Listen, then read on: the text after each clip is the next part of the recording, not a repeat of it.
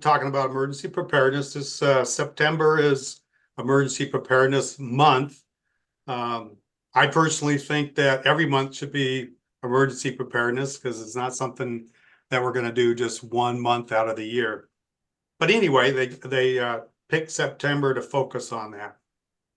So to give you a kind of a little background on where we've been to this point, is this program started as a seniors preparedness project, and the organizations that you see on your screen came together and realized that there was a need for emergency preparedness for us older adults or older children. And if it wasn't for the partnerships that we see here, this program wouldn't have happened. Douglas Public Health Network is who we are. We're a nonprofit organization, and our name's kind of misleading because we don't actually work for Douglas County, but we work in a partnership with them. Douglas County government is your county commissioners. Douglas County Senior Services is the group that we actually worked with most at the very beginning with this. And then you've got the emergency manager, which I saw that she is actually present in this presentation. Oregon Office of Rural Health, and then the tribe. When this first started, we went to 7 different dining sites. We were working with Douglas County Senior Services. We went to the 7 different dining sites, gave them the presentation, and also gave them starter go kits, gave them the guidebook, which we'll be talking about here in a little bit. And then we also went to 200 homebounds, gave them the same information. Commissioner Kress received such a positive response from that initial program that he thought we need to expand this to more areas in Douglas County and give more people an opportunity to not only hear what we have to say here, but to start working on their preparedness. We started out with 400 backpacks and went to the different dining sites. Since that program started, we got another grant from the county commissioners, and we got a national grant from ARP. We went from the 400 backpacks to over 2,000. So that's a great increase in the program. Oregon is considered an all-hazard state. And what that simply means is if there's a hazard out there that you can think of, it can happen here in the state of Oregon.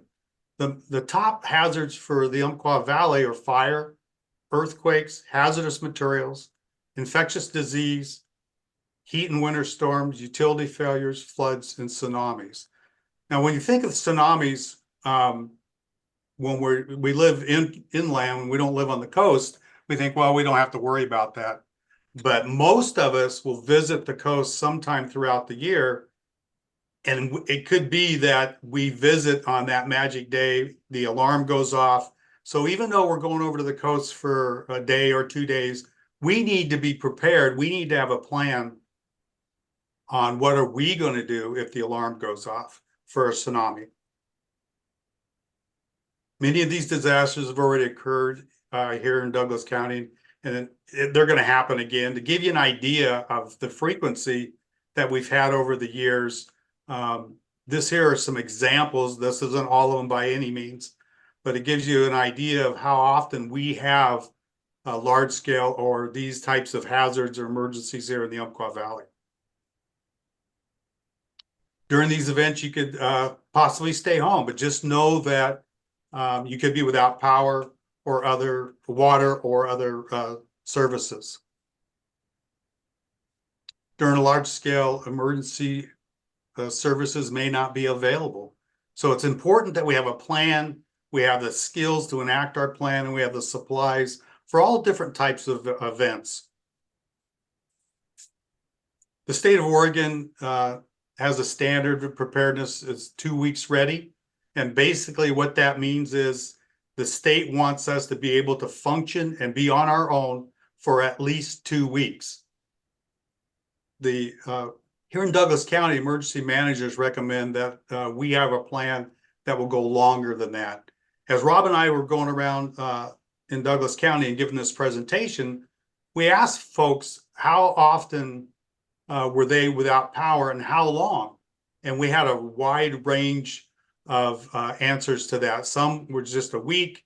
When we talked about the Snowmageddon, that in Elkton, there was a couple that were without power for over 41 days.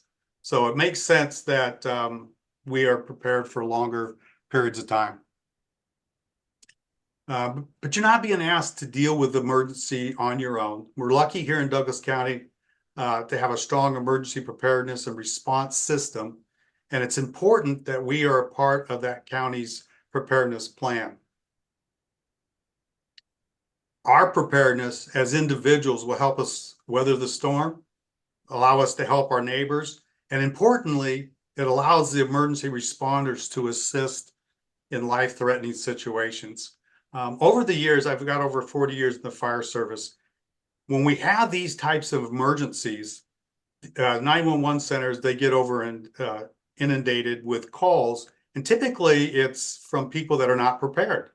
And for whatever reason, people think they're going to call 911, somebody's going to answer the phone, and then they're going to help you or that person with their emergency or their situation, whether it's calling for a fire, for EMS, for the police, dog catcher. And that's just not real when you're dealing with these large scale type events. This is the main reason this program started in the beginning. As seniors or older adults, we don't do well during these types of emergencies. And to give you an example, the Camp Fire in 2018, there was 85 fatalities in that fire. And of the 85 fatalities, 79 of them were of the age of 50 and over. So that's all of us, or for that. And so it's important that we are prepared and we're able to handle these types of situations on our own.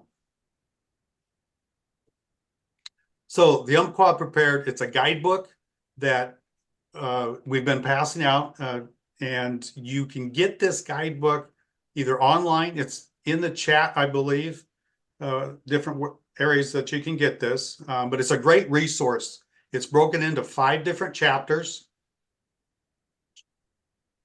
Chapter 1 is hazards. It goes over the hazards that we just talked about that are most common here in the Umpqua Valley. Fundamentals, which goes over like planning, special considerations, kits, and then resources.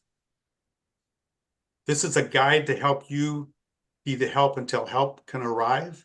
Once you're prepared, you and your family, you've put together your plan, then you help your neighbors with putting their plan together. And the important part with that is that if your neighbors are not prepared or you're not prepared, that burden is on all of us to take care of that situation, because it's not uncommon that during these disasters that they might be the first ones that arrive or might be the only people that arrive to help you, or they may need your help if they're not prepared.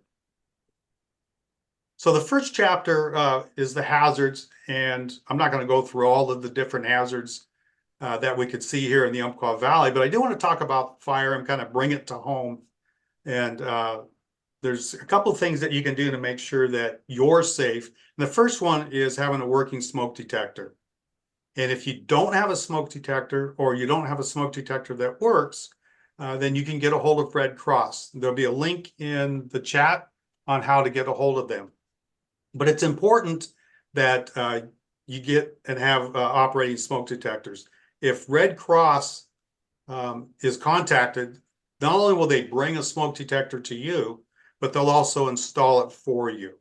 Just if it's batteries that you need, and they just need to be replaced, you can't replace them for whatever reason, that they'll come out and do that, but they're going to replace the whole smoke detector, not just the batteries. And their thought to that is that the batteries today in smoke detectors last 10 years.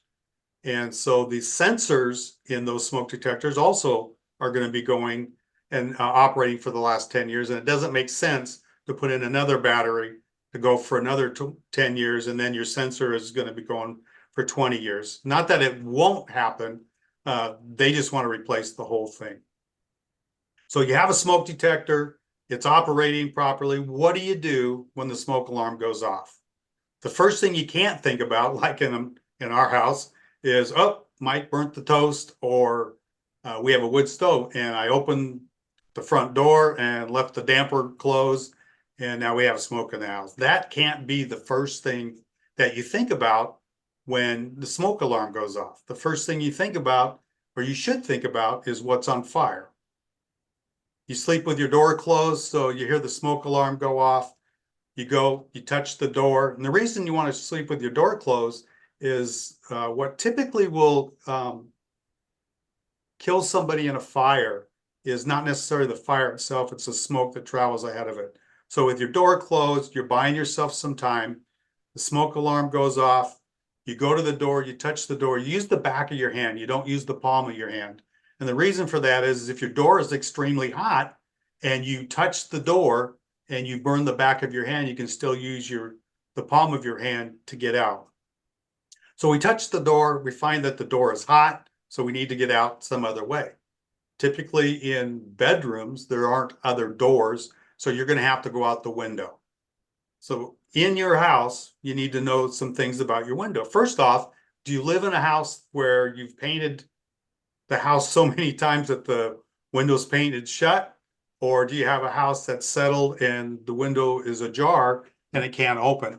In any one of those situations, if that's what you have, then in your plan, you need to know, what am I going to do to break the window? Are you going to use a dresser drawer and break the window, clear the glass, put a blanket over so you can get out? Or are you going to have a baseball bat or some kind of club that's next to the window so that if you have to go out the window and you have to break the window, that you have a means to do that? So, but we're able to slide the window open. Now we need to know how to remove the screen.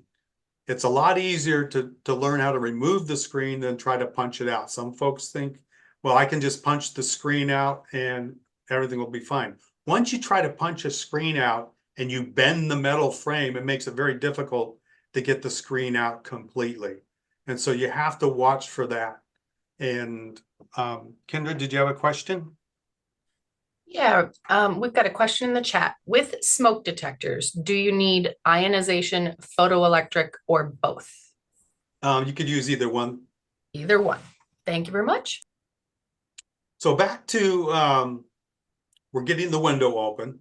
So we're able to move the window. You can move the screen, but what kind of vegetation do you have just outside your window? Do you have this beautiful rose bush that is so large and massive that you couldn't get through it unless you had a chainsaw? That is a hazard or an issue for us trying to get out. So you need to make sure that the window is clear. Is the seal height to the window such that it's so tall that you aren't able to get up and out? So in your plan, you need to have some way, some stool or something that's going to allow you to step up and go out the window. Just know that if you need something to step up and go out, that it's going to be a long distance to the ground on the outside. So you don't want to fall and injure yourself. Once you get out of your house, now you need a place to where you meet. And typically it's out front, and it's either by the end of the driveway, the mailbox, or the big oak tree, but you want to have a location out front where everybody comes and meets. Reason for that is what is one of the typical things that most people will say when they come up to help you, or it's first responders? They want to say, is everybody out? So if Teresa and I are standing out front, they come up, they say, is everybody out? And we'd say, yep, we're all out, everything's good.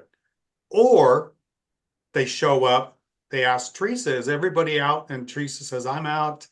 I don't know where Mike's at, but the last time I saw him, he was in that room, pointing to the room that she last saw me at.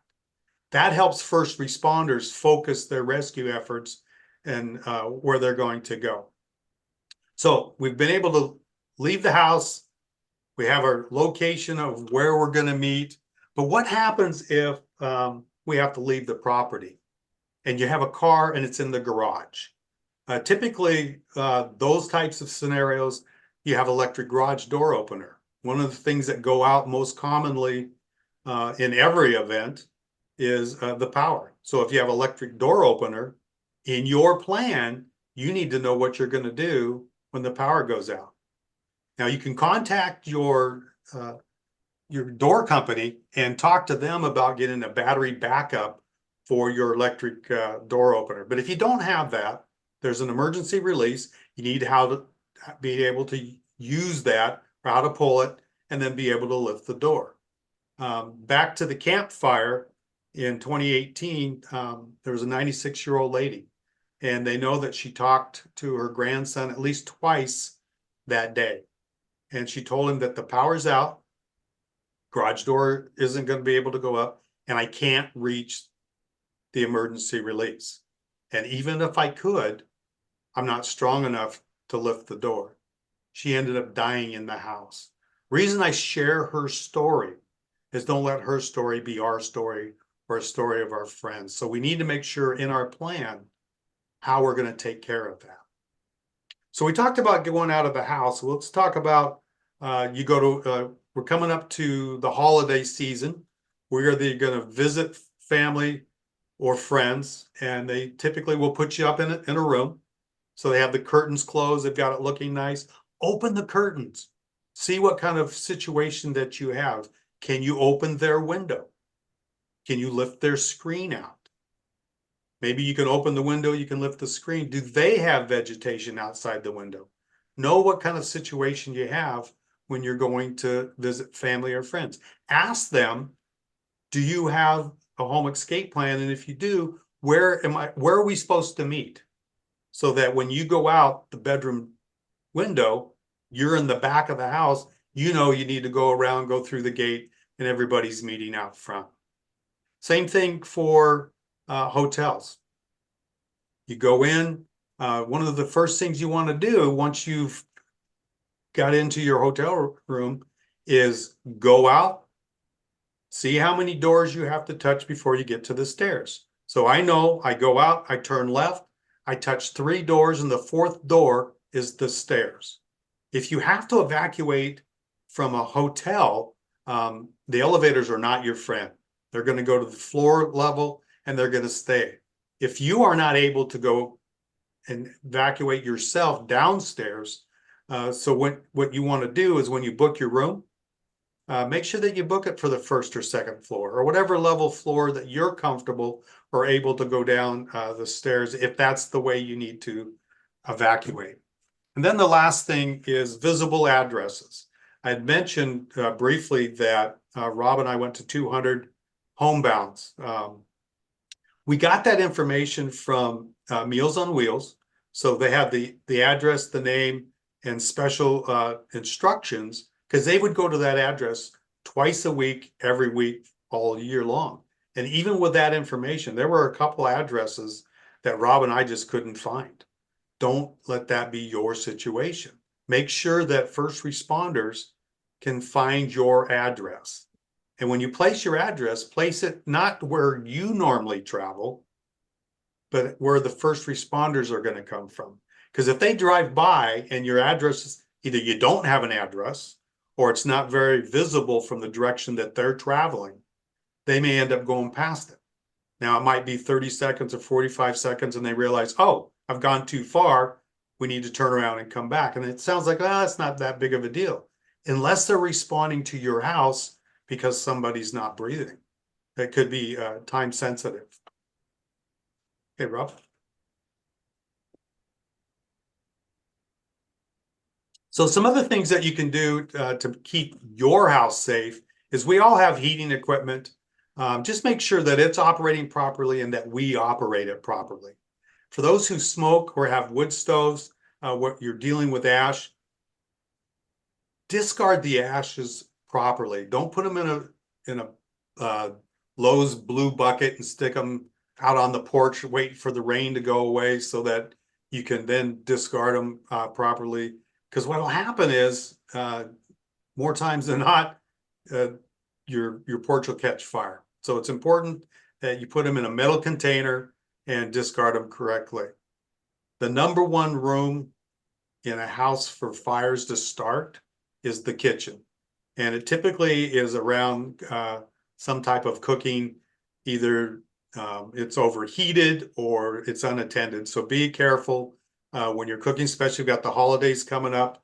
There'll be a lot of activity going on in the kitchen, probably more than normal, and just be sensitive to that. Electrical, just make sure you don't overload your electric circuits. Try not to use extension cords as permanent means for your electricity. And for those who have flammable liquids, just store them in a proper containers and not in the house, store them outside. And we talked about already about practicing smoke detectors and having a fire drill and practicing your fire escape drills. And it's important that you practice because it's interesting how we act when we haven't practiced or this is the first time that we're practiced. And Rob has a story that he can share with practicing a home escape plan. So when I first started doing this emergency preparedness job, I decided to do a fire drill at the house with the girls, my daughters. So I got them all together and taught them how to, touch the door and make sure it's not too hot. And when I said that, I told them that there was a fire in the hallway, so they couldn't go out in the hallway. Taught them how to open their door, how to take the screen out. And then I said, okay, jump out the window. It's time to practice that part of it. And my daughter's like, well, I'm going to go get my shoes. They're in the laundry room. And I'm like, well, there's a fire in the hallway. You can't go in the hallway. And so she ended up jumping out the window in her bare feet. And then we were done with the fire drill. Well, after that, she started keeping a pair of shoes by her bed so she knew, how to, she put that in her plan. So that was pretty positive reinforcement, so practicing will show you the little gaps in your plan. Thanks, Rob. Kendra, you have a question? First, I love that story. Second, we did get a question in the chat. What is recommended for a fire extinguisher? So what are the recommendations? So what I would recommend is an ABC type fire extinguisher because that kind of covers everything. As far as the size, they come anywhere from 2.5 pounds all the way up to 20 pounds or higher. I'd get typically what you'd see was like a 5-pound ABC type fire extinguisher. And that would probably be your best. Thank you. Okay, Rob.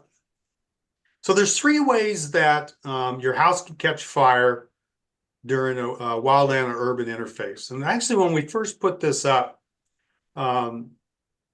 we were talking about those who live out in the urban interface.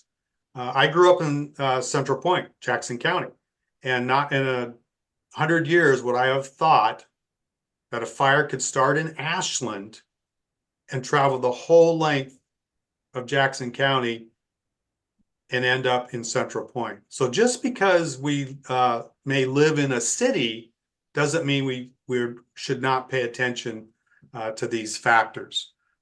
So 3 ways that your house could catch fire from a wildland fire, fiery embers. And that's what you see the ash floating down when there's a natural cover fire. During the summer, a lot of times we hear about large fires and they're talking about things like spot firing. And a spot fire is just that. It's a fire that goes out in front of the main body of the fire and it's caused by a fiery ember. So in the guidebook, it talks about defensible space. And by you taking care of that ahead of time, you can help prevent those types of things from starting your house on fire. The vegetation around your house has a lot to do with intense radiant heat. Even though you might have cleared it back a ways, if it's not far enough away from your home and it catches fire, it's just like you standing next to a campfire. You stand there long enough, and pretty soon your pant leg gets hot and then you want to move away.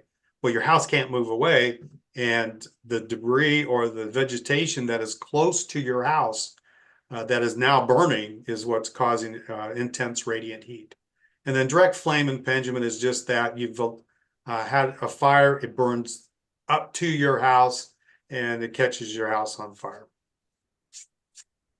Chapter 2, fundamentals. The only thing I'm going to talk about here is planning. in this section, and just know that your emergency plan is custom to you and your needs and your family. And basically what it is what will you do, how will you do it, and how would you do it, or who would you do it for and with. And some things you want to take into consideration when you're putting your plan together is, what do we do if we're not together and we have to enact our plan? How do we communicate? How do we get that plan started? And that's a key element to putting your plan together. What do you do if you have utility failures? Now, here in Oregon, that's one of the things that we tend to deal with a lot, is electrical outages.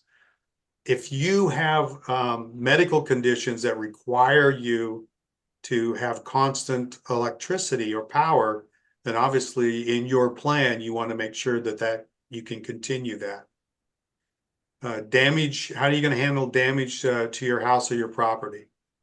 We get high winds. You could have a situation where a tree or a large branch falls on your home. And kind of back to the 911 story where I was mentioning that a lot of people think they'll just call 911 and somebody will come take care of their problem.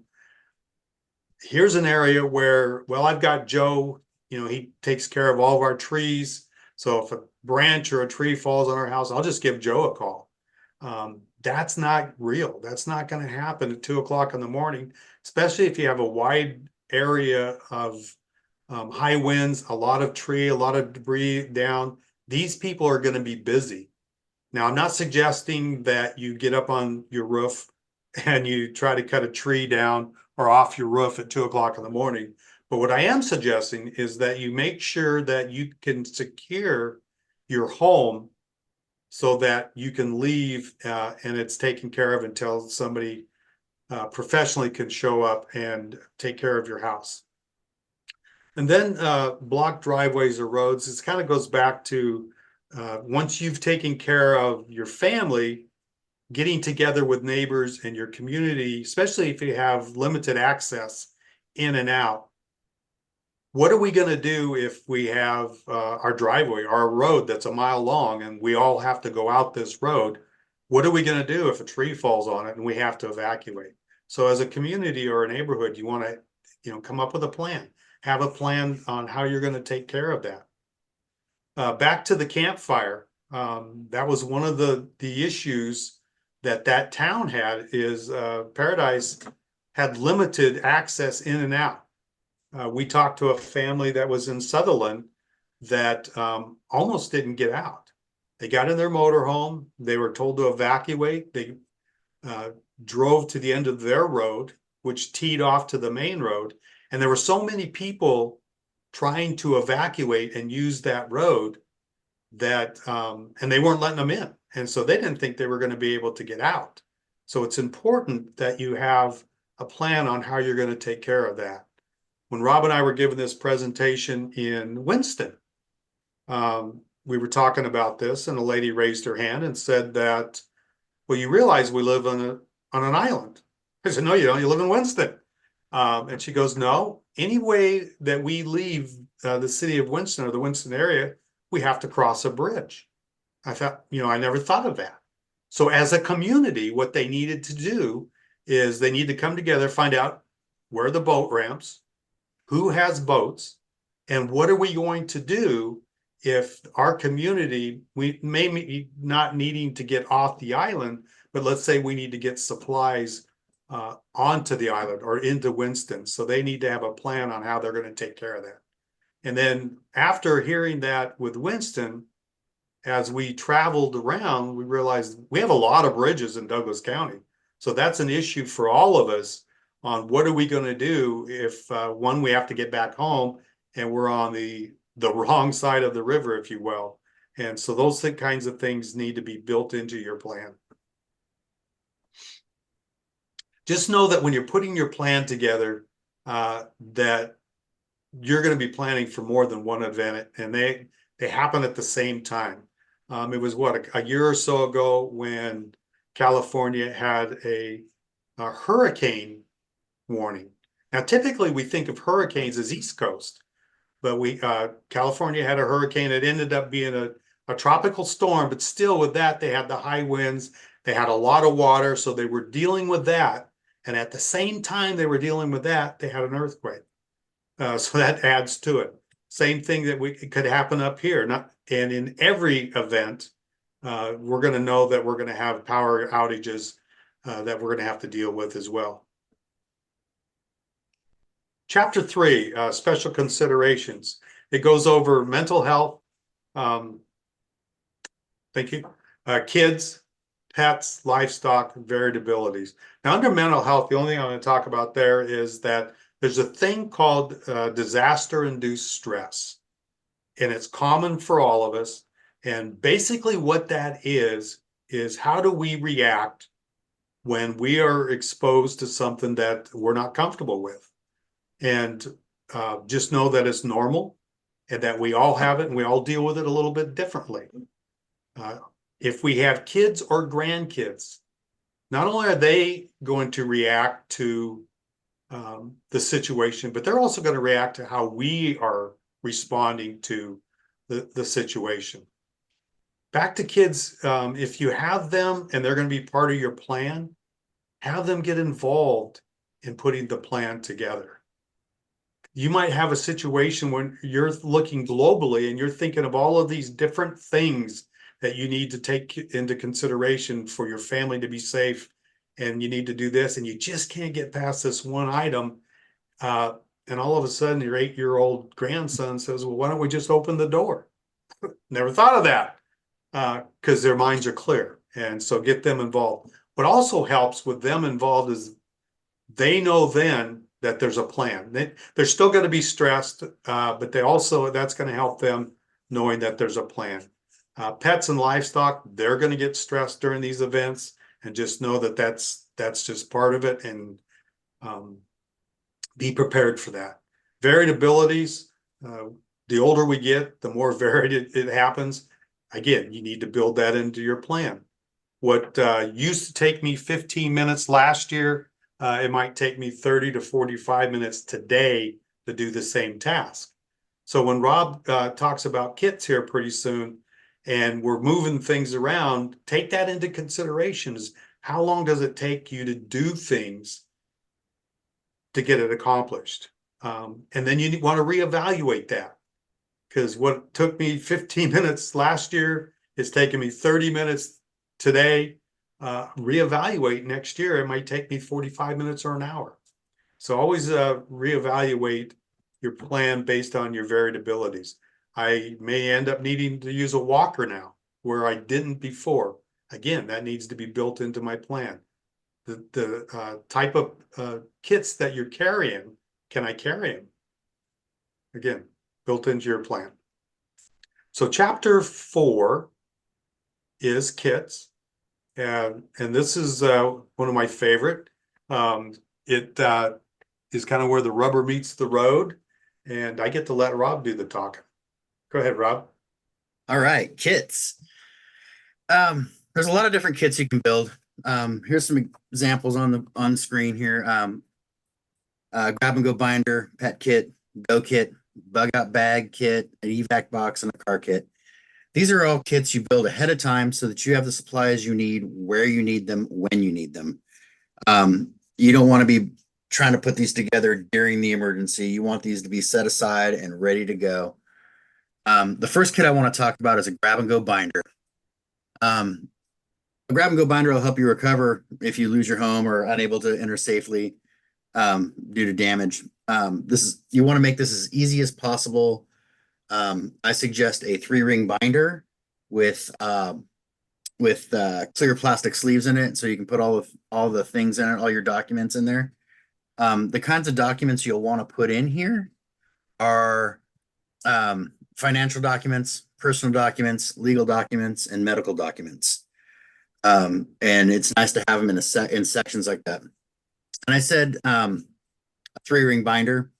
It's also great to have a thumb drive with all of these on them too, so you have a digital copy.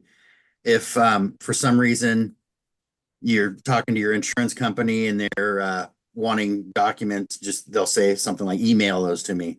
Well, it's nice not to take your hard copies and then have to go to a Kinko's if you don't have internet at home or for some reason and try to digitize those and then email them. You'll already have it on a thumb drive. So some examples of financial documents, a copy of the front and back of all your credit and debit cards, property deeds, mortgage information, car titles and registration, bank account numbers and contact information, insurance policies, contact information for anyone you send a payment or a bill to, stocks, bonds, savings bonds, and statements of investments. And as you're building your kit, you'll think of other financial documents that you have that are not on this list. So make sure to include those also.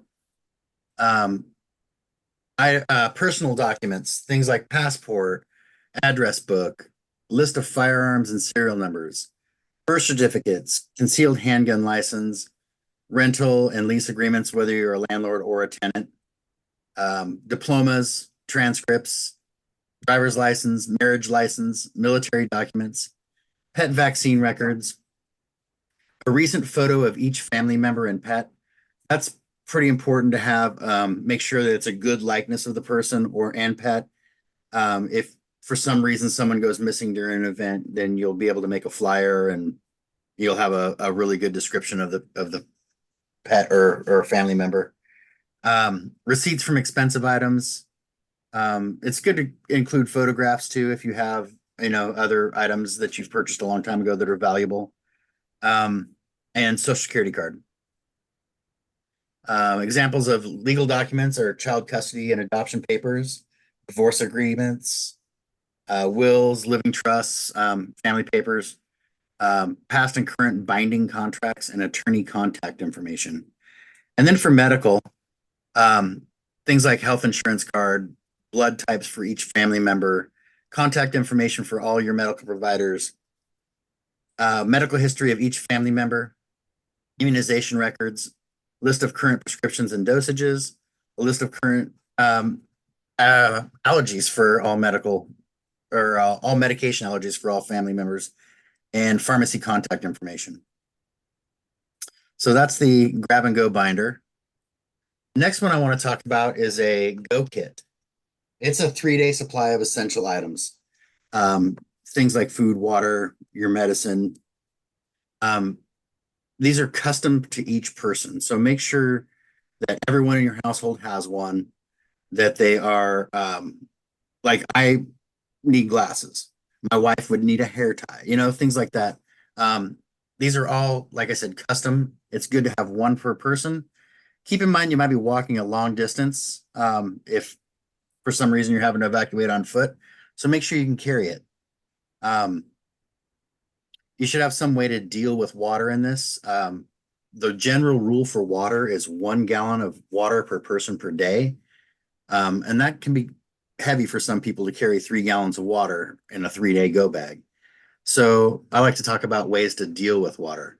So I have a life straw and I have a 2-liter water bladder. It's an empty water bladder.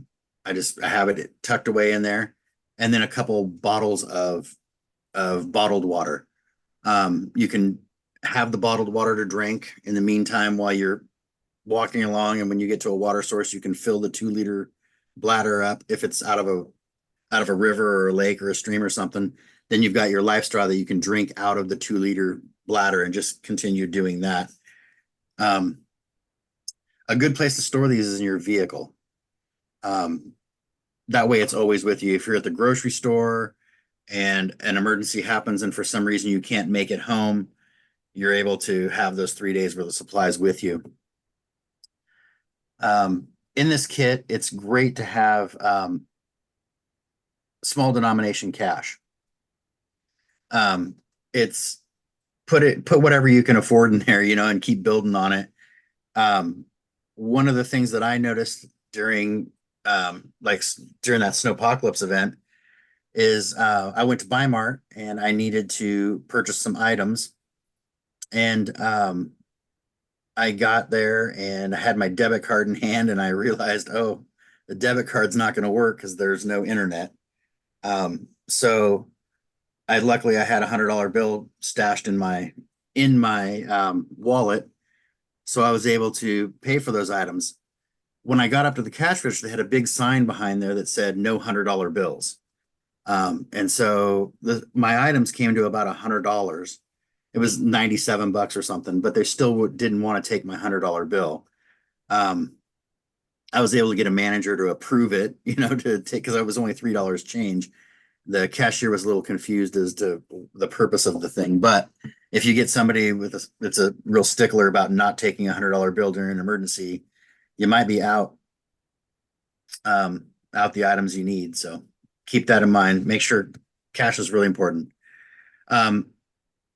do- Rob, I'm Oh, just yeah. gonna talk real quick. We're about 12:45, so just get time check. Sounds good. So these are some of the items we offer for people 60 and above in our starter go kit. So if you live in rural Douglas County and are over the age of 60, then you would qualify for one of these bags. So rural Douglas County is everywhere but Roseburg city limits. And so these are the items we have in that. I want to move on to a pet kit. Don't forget your pets. It's really important to have these items for a pet if you have to evacuate. So I have 2 dogs, and we have crates for them. And I thought it was going to be a daunting task to figure out how to get the dog into the crate, but plan ahead. Practice with your dog or your cats ahead of time. An easy way to do that is to have your crate, leave the door open, throw some treats in, make it a happy experience before it's an emergency, and you don't want to be trying to rustle a cat into a crate, during an emergency. It's not good for either of you. So don't forget toys. If you have, a dog and that it really enjoys a ball, that'll calm the dog right down. You can throw the ball for them. Anyways, food, water, the same thing applies to pets as far as water. It's 1 gallon of water per pet per day also. A bug out kit. This is also known as I'm never coming home again kit. This is one of those, there's a major disaster and you're not sure if your house is going to be there when you're leaving or when you come back. This is a larger quantity of supplies, things like sturdy shoes, changes of socks, clothing, a larger first aid kit, more food, at least 2 weeks worth of supplies to keep you supplied for at least 2 weeks, if not longer. And make sure when you're putting these kits together that you can lift them. You don't want to, or they will fit in your vehicle. So practice is what I'm trying to say. So if you have a Volkswagen Bug, make sure these things are, able to fit into that space with all the occupants that you're evacuating with, and that you can lift them. So it might be a time to reevaluate your vehicle if if you're thinking you're going to have to evacuate sometime in the future. Everybody should be thinking they are going to evacuate sometime in the future. So keep in mind those things. Practice. I will actually let you know about the gaps in your plan too. So this kit right here is it's an evac box. It's one of the more important kits you can build. I used to scoff at that when I first saw it, but then there's my grandpa's old guitar. This is one of those things that I cannot let burn up in a fire if my house was on fire. These are those really important items like grandma's quilt, the wedding dress, your wedding dress. So the goal is to keep those things easily accessible so that you can put them in their box and get them evacuated with you so you don't lose them. Consider storing them with your other preparedness kits. And with that, I'm going to turn it back over to Mike with resources. Okay, we're almost done. So this is overwhelming and we've given you a lot of information. I really encourage you to get one of the Umpqua Prepared guidebooks if you haven't already.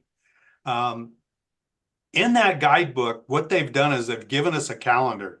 They've broken putting together your plan into 12 segments or 12 months. Each month you have topics that you're working on to put your plan together.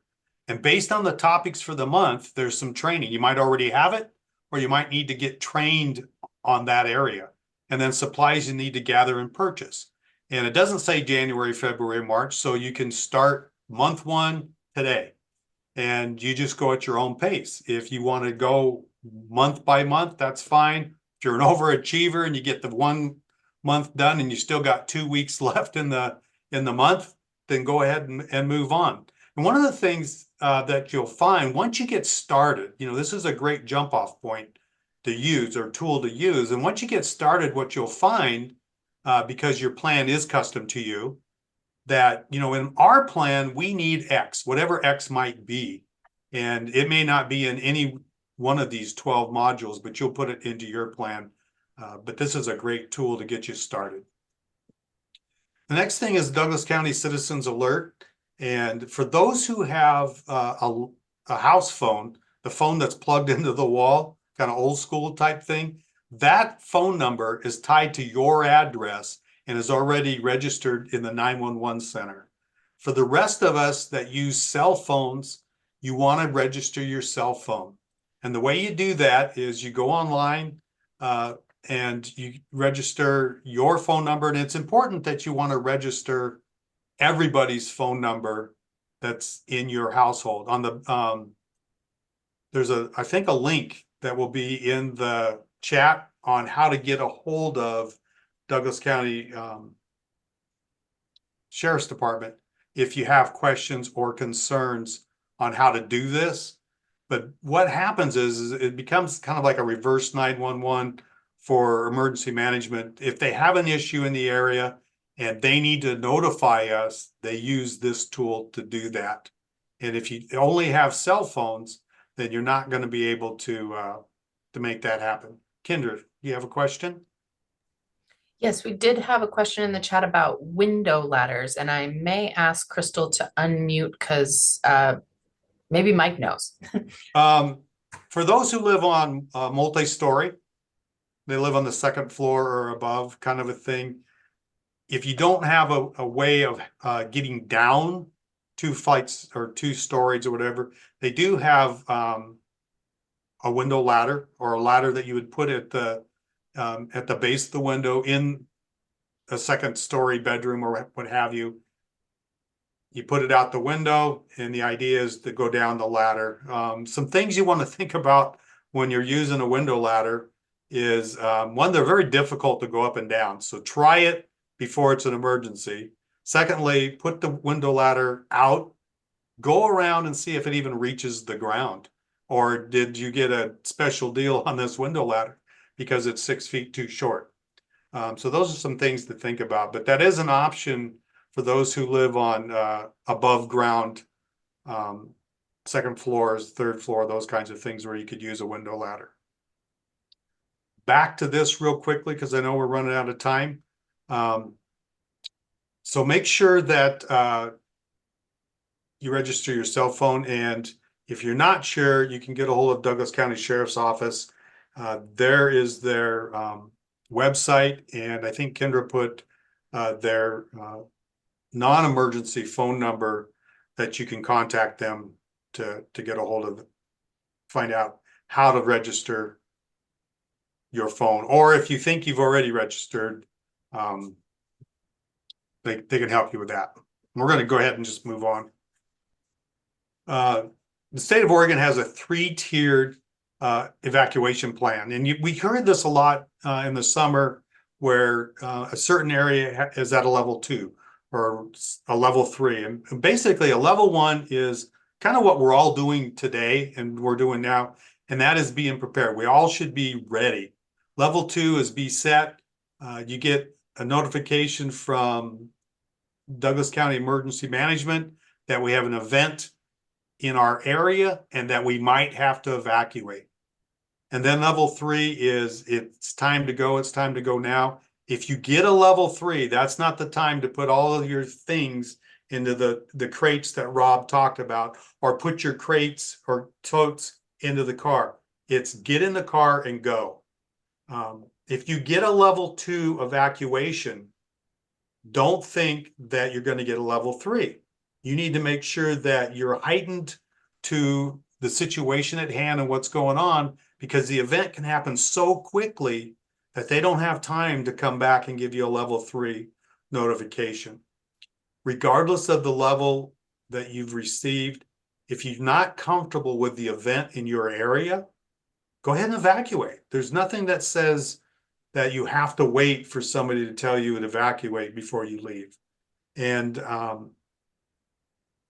have a plan so that if you have to evacuate out of Douglas County, or maybe out of the state of Oregon, you have a place to go. Now, it's nice if you ask the family or friends, hey, can you be my my level or my secondary evacuation plan?